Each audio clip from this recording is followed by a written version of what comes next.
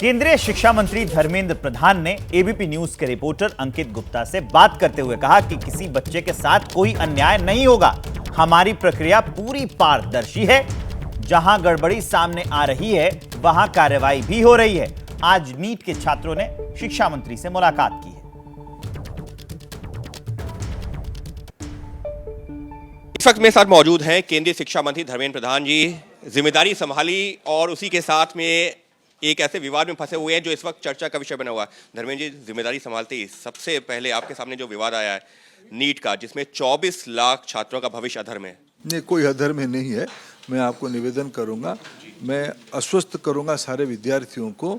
इस बार 23,33,000 विद्यार्थी परीक्षा दिए थे। नीट का रिजल्ट आ गई है। उनमें से कुछ विसंगति सामने आई थी।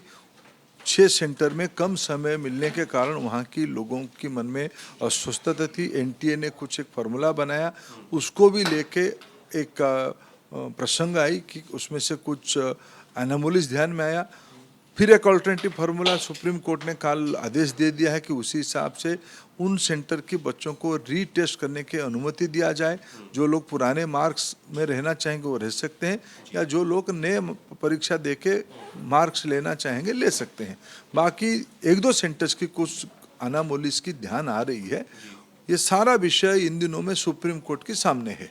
सारा पक्ष सुप्रीम कोर्ट ने भी भारत सरकार को नोटिस किया है, एनटीए को भी नोटिस किया है। भारत सरकार की ओर से हम सारा तथ्य सुप्रीम कोर्ट के सामने रखेंगे। एनटीए भारत सरकार आश्वस्त करता है, कोई भी कितना बड़े उच्च व्यक्ति हो, अगर कहीं किसी की जिम्मेदारी में गड़बड़ी करने की संज्ञान आएगी, उन पर कड़ी से कड़ी कार्रवाई होगी। विद्यार्थियों के मन में आश्वस्त, मैंने आज विद्यार्थियों को मिला भी, उनके अभिभावकों को भी मिला, मैंने आश्वस्त किया और उनकी जो समस्या है उनके बारे में मैंने उनका एंजाइटी क्या है, उनकी कंसर्न क्या है, उसको भी मैंने समझा। आप कह रहे हैं कहीं कोई गड़बड़ी नहीं हुई, लेकिन जो मल्लिकार्जुन खड़गे कांग्रेस के अध्यक्ष, वो कह रहे हैं कि शिक्षा मंत्री व एनटीए द्वारा नीट घोटाले की लीपापोती शुरू कर दी गई है। गुजरात और पटना में जो मामले सामने आए हैं वो जो है नजरअंदाज किए जा रहे हैं। तो सुप्रीम कोर्ट देख ही रहा है ना। मल्लिकार्जुन खड़गे जी को अफवाह फैलाने की जिम्मेवारी है, वो अपना काम करते रहिए, वो करें। हमें उसमें से बहुत टिप्पणी देना नहीं है। हम विद्यार्थियों के लिए चिंतित है, विद्यार्थियों के लिए आत्मविश्वास ना गिरे।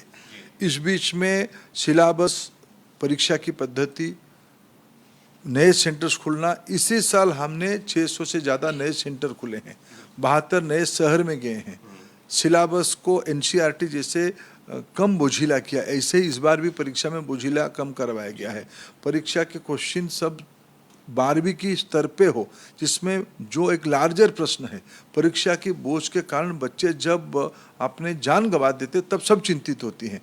कुछ रिफॉर्म सरकार ने किया है जिसमें से ज़्यादा बच्चे पार्टिसिपेट किए हैं और ज़्यादा उत्साह बढ़ा है। तो आप कह रहे हैं कि 67 जो बच्चे ने टॉप किया है उसकी वजह क्योंकि पेपर इजी आया था, क्योंकि कहा यह जा रहा है कि जो छात्रों के जहन में भी संशय है, डाउट है, वो ये कह रहे हैं कि गड़बड़ी हुई है, वरना इतने सारे बच्चे 720 में से 720 नंबर कैसे ला रहे हैं। देखिए, पिछले दिनों में भी टॉपर बच्चे अच्छे नंबर पे होते थे, इस बार ये 61 हुए हैं।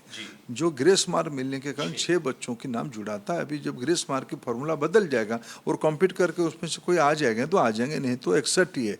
निश्चित रूप में मैं कहूँ, सिलेबस को क्या बच्चों को अपनी जान गंवाने देना चाहिए था? क्या उनकी परीक्षा को सरलीकरण नहीं करना चाहिए था? क्या कम बोझिला नहीं करनी चाहिए था? कि बच्चे अच्छे क्यों कर गए, हमको तो खुशी होनी चाहिए, आप उसमें ही सवाल निशान लगा रहे हो। क्या बच्चों को फिर हम अपने तनाव में धकेल देते हैं क्या? ये तो सारे सार्वजनिक हुए, पारदर्शी हुई है। ग्रामीण इलाका के बच्चे आए, भाषा के आधार में बच्चे एंट्रेंस देना शुरू किए हैं। उसमें इसके पीछे कौन है? आप थोड़ा देखिए, उन जो पिटीशनर सुप्रीम कोर्ट में और हाई कोर्ट में कौन है ये लोग? बहुत सारी जो है जो कोचिंग इंस्टीट्यूट्स हैं उनसे जुड़े हुए अभिभावक हैं, क्या विद्यार्थी हैं? क्यों इतना चिंतित हो जाते हैं? क्या जनवरी महीने में जो एक एडवाइजरी दिया गया है कैसे चलेगा? क्या देश की मिजाज क्या था? देश चिंतित था, देश की जो अरे सिनेमा चल पड़ी उनके नाम पे। ये जो कंसर्न है, ये इनके पीछे कौन है? सरकार सारे चीज़ों को ध्यान से देख रही है और मैं आश्वस्त करता हूँ, मेरे पहला चिंता मेरे विद्यार्थी है।